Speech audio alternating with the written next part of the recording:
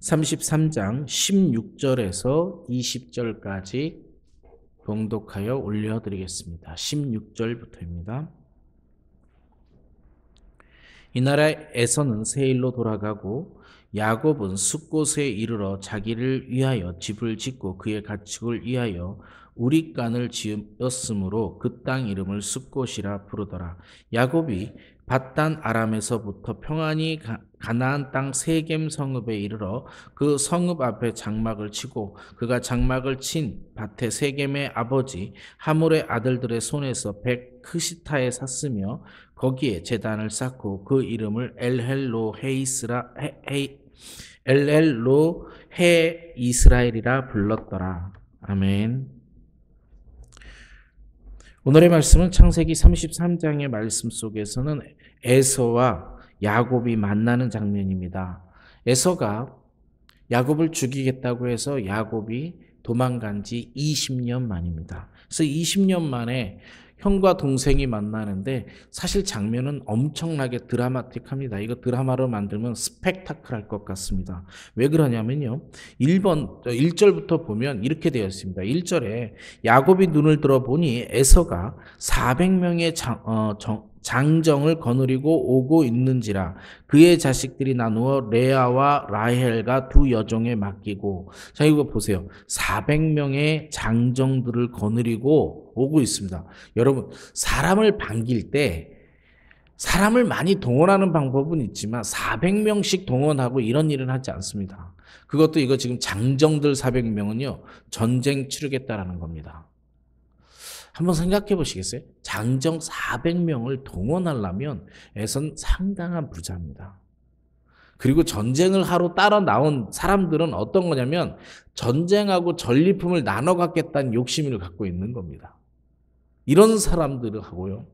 그 다음에 지금 앞장에서 있는 내용들을 보면 야곱 입장에서는요, 가족들을 이렇게 쫙 세 등분으로 나눴어요. 여종과 자녀들, 그 다음에 레아와 자녀들, 그 다음에 자기 서 있고 그 뒤에 라헬과 요셉을 뒤에다 이렇게 놨어요. 이렇게 쭉 일렬로 놓은 거예요. 다시 한번 생각해요. 지금 화해할 거예요. 화해는 할 건데 장면이 너무 말이 안 맞아요. 400명 때려잡겠다고 온 400명. 그 다음에 여차하면 도망가려고 일렬로 앞에다가 가축부터 쫙 해서 나열한 이 사람들이 만나면 뭐 해야 되냐면 싸우고 도망가고 이 준비를 하고 있는 거예요. 이 스펙타클한 장면인데 3절에 보면은 야곱입니다. 야곱이 자기는 그들 앞에 나아가되 몸을 7번 땅에 굽히며 그의 형 에서에게 가까이 가니 에서가 달려와 그를 맞이하여 목을 안고 목을 어금 맞추어 그와 입 맞추고 서로 우니라. 이게 한 절 한 절 읽어서 반전이 너무 심해요. 지금 400명씩이나 몰고 와서 때려잡겠다 딱 이러고 있어요. 저 형이 나를 때려잡을 거니까 도망가야겠다. 그런데 갑자기 야곱이요, 이 뒤쪽에 있다가 앞쪽으로 나와서 7번을 절하면서 형한테 갑니다. 여러분, 7번 절하는 거 성경 보면서 혹시 아버지나 형이나 주인에게 7번 자랑하는 장면이 안 나옵니다. 이거는요, 중동 문화로 보면 전쟁이 나서 내가 망했을 때 그 다음에 왕한테, 그러니까 속국이 되었을 때 하는 절입니다. 7번이나 절하니까 글쎄요, 이 7번 절에 이은지 어떤지 모르지만 400명이나 끌고 온 에서가 갑자기 동생을 끌어안고 둘이 펑펑 웁니다. 4절, 에서가 달려와서 그를 맞이하여 목을 안고 어금 맞추어 그와 입 맞추고 서로 우니라. 입 맞추고 서로 우니라. 예. 그러니까 서로 입도 맞추고 우는 정도까지. 그리고 20년이 지났어요. 20년이 지났으니까 뭐라고 표현해야 될지 모르지만 형제가 20년이 지나서 너무 그리워서 울 수도 있고, 저는 이 화해가 참 아름답다고 생각합니다.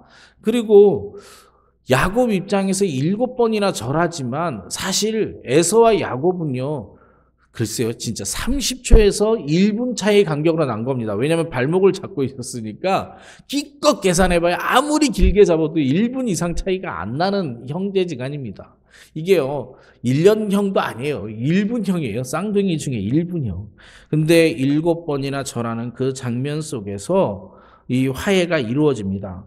그래서 5절에 보서 이제 정신을 차리고 에서가 눈을 들어 여인들과 자식을 보니 묻되 너와 함께한 이들이 누구냐? 야곱이 이르되 하나님이 주의 종에게 은혜를 주신 자식들입니다. 그때 여종들이 그의 자식들과 더불어 절하고 레아도 그의 자식들과 더불어 나아가 절하고 그의 요셉이 라헬과 더불어 나와 절하니 서로 화해하고 울고 이런 다음에 그 다음에 이제 가족들을 소개하는 겁니다. 가족들을 소개하고 가족들한테 인사를 하고 그 다음에 8절이에요. 에서가 또 이르되 내가 만나 이 모든 때는 무슨 까닭이냐. 야곱이 이르되 내 주께 은혜를 입으려 하면 그런 다음에 준 선물이 뭐냐고 물어봤어요. 선물이 좀 많은 게 아닙니다. 순양이 200마리, 암양이 200마리 이렇게 됩니다. 염소가 200마리 이렇게 하고 염소가 200마리, 수점소가 200마리, 그 다음에 양이 20마리. 그 뒤에 있어요. 또 소가 10마리, 이런 식으로 쭉 많아요. 너무 많은 뇌물이든 예물이든 이렇게 바쳤어요. 그랬더니 에서가 이러는 겁니다. 얘네들은 또 뭐니? 그랬더니 형한테 드리는 예물입니다.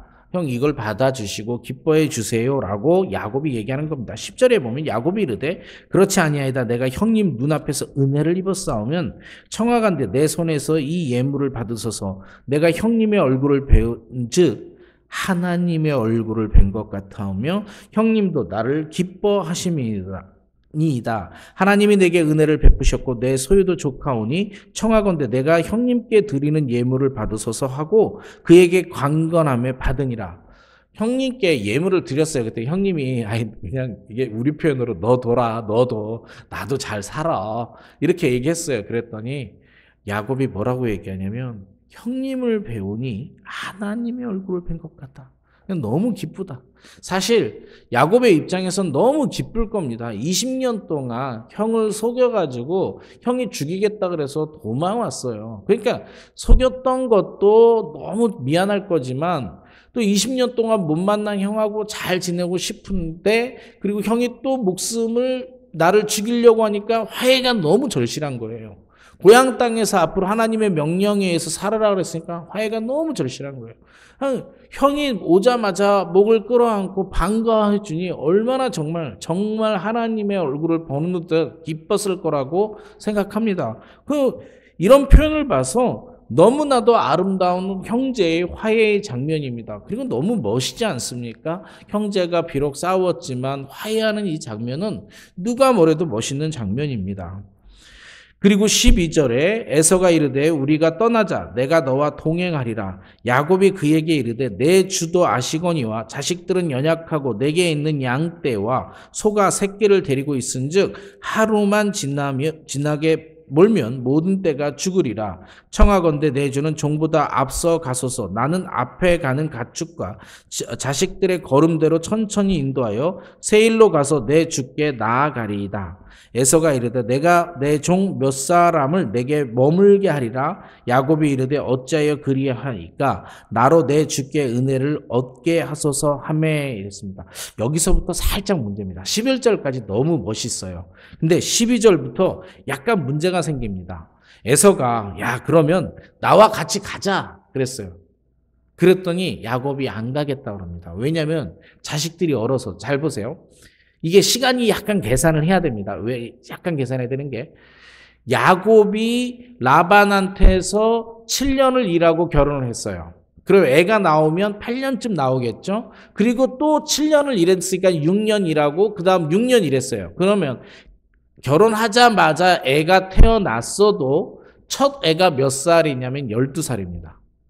이 12살짜리 애가 12명, 디나까지 12명 있는 거예요. 그러면 12살짜리가 가장 큰 애니까 가장 작은 애는 아직 많이 어리겠죠. 맞는 거예요. 맞는 말입니다. 이게 좀 이따가 문제가 돼요. 그래서 아이들이 어려서 못 가고 가축이 많아서 못 가겠습니다. 그랬더니 에서가 그럽니다. 그래? 그러면 내가 내 종을 몇 명을 놓고 갈게. 여기 이 동네가 위험하니 좀 지켜줄게. 우리가 지켜줄게. 그랬더니 그것도 거절합니다.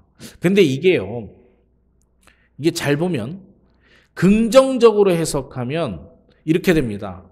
야곱이 지금은 이제 자기가 자신이 있는 거예요. 하나님이 지켜주신다라는 것도 알고 있고, 그러니까 너무 당당한 거예요. 그 다 필요 없습니다. 이렇게 얘기한 겁니다.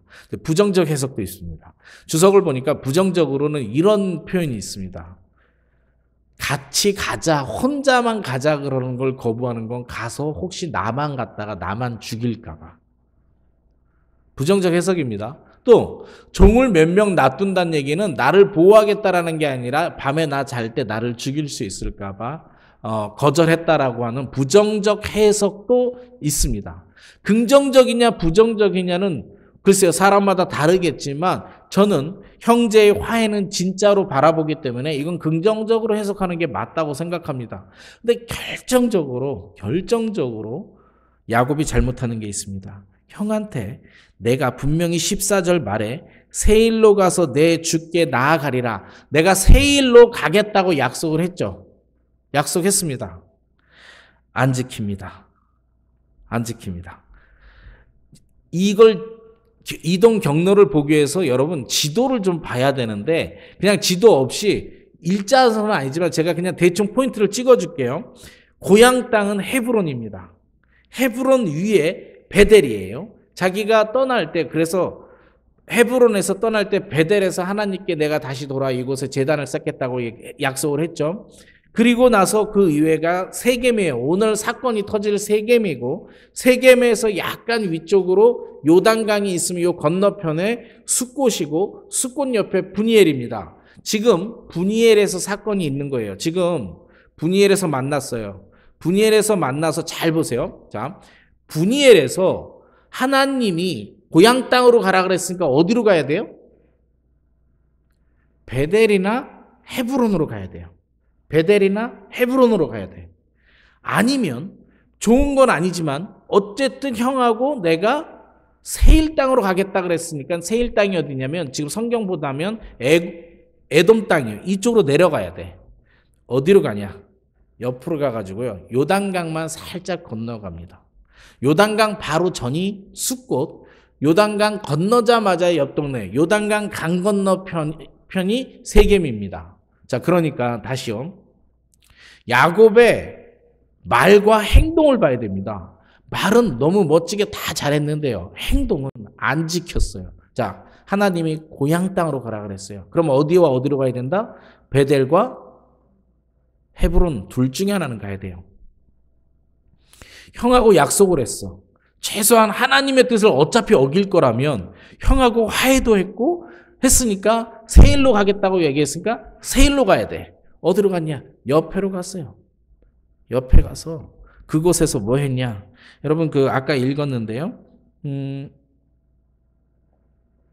어디냐면 16절 아직 안 읽었군요. 16절입니다. 이 날에 화해가 다 끝나고 이 날에 에서는 세일로 돌아가고 내가 종을 좀 남길게 그러니까 그것도 필요 없어 그랬어요. 그래서 그냥 세일로 갔고요. 내가 따라갈게라고 약속했으니까 오겠지 하고 갔겠죠. 17절 야곱은 숫곳에 이르러 자기를 위하여 집을 짓고 주석을 보니까 이게 장막이 아니에요. 장막을 짓다 그런 게 아니라 뭘 졌어요? 집을 졌어. 집을 졌다는 얘기는 최소한 몇 년은 살겠다는 얘기입니다. 그렇죠. 집을 짓고 그의 가축을 위해서 우리간을 지고요. 우리가 외양간이라고 하는 우리간도 졌어요. 그리고 그 이름을 숫곳이라고 했어요. 그런 다음에 숫곳이 야곱이 반닷 아람에서부터 평안히 가나안 땅 세겜 성읍에 이르러 숫곳에서 집 짓고 몇 년 살고 다시 가나안 땅으로 요단강을 건너가서 바로 그 옆에 세겜 성읍에 이르러 그 성 앞에 장막을 치고 그의 장막을 친 밭에 세겜의 아버지 하몰의 아들들의 손에서 베크시타에 샀으며 거기에 제단을 쌓고 그 이름을 엘렐로헤이 이스라엘이라고 불렀어요. 자, 숫곳에다가 집 짓고 이쪽 건너편에다가 건너와서 제단을 쌓아놨어요. 이곳에서 숫곳과 세겜에서 몇 년을 사냐면 약 10년을 삽니다. 왜 그러냐면 문제가 발생하는데 오늘 23장 말고요. 24장에 그러면 딸이 강간당합니다. 딸이 강간당하고 시집 보낼 나이가 됩니다. 그쯤 되면 딸이 막내 쪽에서 딸이 어리거든요. 딸이 어려요. 아까 제가 그랬잖아요. 첫애가 12살이야. 그러면 비나는요. 기껏 해봐야 아무리 많이 잡아야 5살 정도 잡을 수 있어요. 이 5살짜리 여자아이가 아가씨가 되려면 최소한 10년은 살았다고 주석에 아예 제 계산이 아니고요. 주석에 10년 정도는 살았을 것이다 라고 이야기를 합니다. 그러니까 10년 동안 하나님의 말씀을 순종하고 있지 않는 겁니다. 그러면서도 뭐 하냐면 20절에 보면 거기에 제단을 쌓고 그의 이름을 엘렐로헤 이스라엘이라 불렀어요. 여러분 잘 보세요. 이제 오늘의 말씀을 하겠습니다. 다 지켜요. 하나님을 만났어요. 미스바에서 하나님을 만나고 브리엘에서 하나님과 싸워서 이스라엘이라는 이름을 얻었어. 사람이 변했어요. 변했으니까 형을 만났을 때 두려웠는데 앞에서 뒤에 있다가 맨 앞으로 가서 7번 절하고 화해하는 용기도 보여줍니다. 분명히 변했어요. 그런데 여전히 사람 속이는 거 안 변했어요. 형 또 속여 먹었습니다. 새 일로 간다 그랬어요. 안 갔습니다. 더욱더 놀라운 건 35장이요. 35장 1절에 이렇게 써 있습니다. 하도 안 가니까 35장 1절에 하나님이 뭐라고 그러냐. 35장 1절입니다. 하나님이 야곱에게 이르시되 일어나 베델로 올라가라. 10년 만에 하나님이 일어나 베델로 가라. 거기 거주하며 내가 내 형에게서 낯을 피하여 도망하던 때에 내게 나타났던 하나님께 거기서 제단을 쌓으리라 하신지라. 네가 도망갈 때 나한테 거기서 제단을 쌓는다고 했잖아. 네가 말한 약속 좀 지켜. 하나님 10년 기다리셨어요. 근데 10년 기다리는 동안 사인도 주셨습니다. 아까 그랬죠. 세겜에서 살았을 때 10년 동안 사는 동안요. 세겜에서 딸이 강간당하는 장면이 나옵니다. 내일의 모습인데요. 강간당하고요. 그 강간당한 것 때문에 야곱의 형제들이 어떻게 했냐. 그 세겜 땅에 있는 사람들과 할례를 맺어라. 우리가 화친하겠다. 딸을 죽였다. 약속하면서 잔치를 벌이고 할례를 받아서 다 좀 이렇게 취한 상태에서 할례를 받고 이런 상태에 있는 데서 그 세겜 땅의 남자를 다 죽여버립니다. 피의 혈전이 일어나요. 혈투가 일어나. 피를 흘리는 장면이 일어납니다. 누구의 잘못이냐? 강간한 사람이 잘못이겠죠. 잘못은. 그런데 하나님의 명령에 순종해서 베델이나 헤브론으로 갔으면 이런 일은 벌어지지 않습니다. 야곱은 여전히 자신이 신앙인이라고 변했다고 말하면서도 여전히 자신의 습성대로 살아가는 경향이 있는 겁니다. 왜? 그곳이 저기에 더 안전하기 때문에. 그곳이 자신을 위해서, 자신의 가축을 위해서 더 유리하다고 생각하기 때문에 그렇습니다. 아래로 내려갈수록 좀 풀이 없습니다. 동물들한테 그 위에가 좀 더 낫습니다. 바산 지역하고 가까운 동네라 좀 동물들이나 이런 것들을 하기 좀 나은 동네예요. 그냥 자신이 조금 더 살기 좋은 동네에 그냥 10년 이상, 최소 10년 가까이를 그냥 자기 뜻대로 머무르고 있는 거예요. 오늘 아침 묵상하고 싶은 겁니다. 우리는 하나님을 믿습니다. 그리고 조금은 변했을 거예요. 여러분이 정말 하나님을 믿지 않았다면 지금보다 더 험한 세상을 살아가고 험하게 세상을 살아갈 수도 있었을 거예요. 그래서 은혜를 입었기 때문에 조금은 변했지만 우리는 온전히 하나님을 신뢰하고 살아가지 않을 때가 많습니다. 야곱이요. 변했어요. 하나님을 믿어서요. 담대하게 세상도 살아가지만 온전히 하나님께 맡기지 못하고 좀 더 내가 살기 좋은 동네에서 머무르고요. 가라는 땅으로 가지 않고 있는 모습을 보이고요. 여전히 형을 속이고 있는 모습을 보입니다. 이 모습 속에서 저는 사실은 저의 모습을 봅니다. 그리고 우리의 모습을 봐요. 내가 하나님께 은혜를 입었다고 표현하면서도 여전히 나의 본성대로 살아가는 습관이 남아 있어요.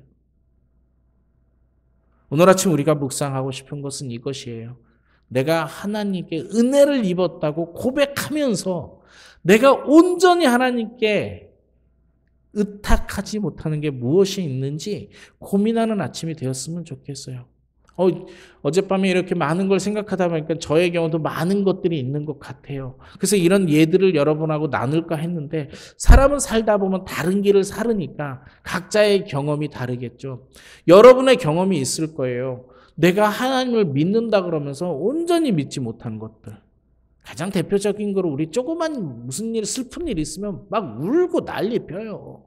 조금만 있으면 막 하나님 감사합니다 막 그랬다가 조금만 무슨 일 있으면 막 울고 난리 피고 걱정하고 이거 어떡하나 하고 친구한테 전화해서 야, 나 이런 일 있는데 이런 거 합니다. 우리 해요. 온전히 맡기고 하나님께 기도하는 것은 좋지만 너무 그렇게 너무 울지 말고 담대하게 하나님과 기도하고 담대하게 하나님을 신뢰하면서 믿고 이 일이 나에게 선한 일이 되게 해달라고 믿고 하나님이 시키는 일을 더 열심히 하는 모습, 예배 드리는 것에 더 집중하는 모습을 보였으면 좋겠다라는 생각을 해봅니다. 우리 모두 그런 나약함을 갖고 있습니다. 특별히 저에게 더 많은 나약함을 갖고 있고요. 이 모습을 야곱에서부터 봅니다. 하지만 그래도 야곱은 제단을 쌓고 하나님께 감사하는 것과 믿음의 조상이 됐어요. 그러니까 우리 가끔 살아가면서 온전히 하나님께 맡기지 못한 것들, 그런 것들이 내 삶에 문제가 생긴다라는 것을 고백하고 하나님께 온전히 위탁하겠다고 다시 한번 헌신하는 아침이 되었으면 좋겠습니다. 함께 기도하시겠습니다.